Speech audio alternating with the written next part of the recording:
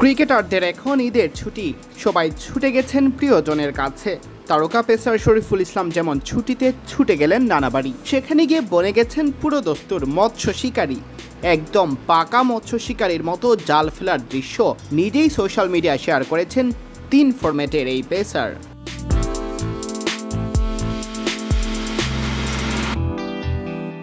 বৃহস্পতিবার বিকেলে ফেসবুকে পোস্ট করা শরীফুলের ভিডিওতে দেখা যায় হাফ প্যান্ট ও টি শার্ট পরে পুকুরে জাল ফেলছেন শরীফুল। অনেকের প্রথম দেখায় মনেই হবে না তিনি যুব বিশ্বকাপ জয়ী কোনো ক্রিকেটার কিংবা আন্তর্জাতিক ক্রিকেট দাপিয়ে বেড়াচ্ছেন বাংলাদেশের মতো দলের হয়ে।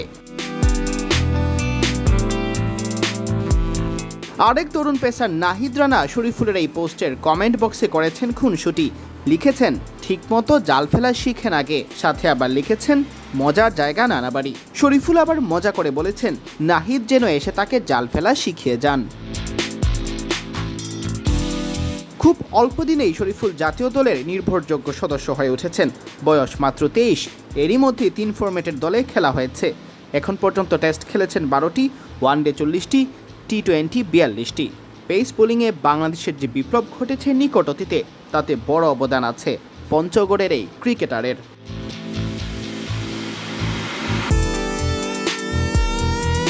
সিয়াম চৌধুরী, বিডি ক্রিক টাইম।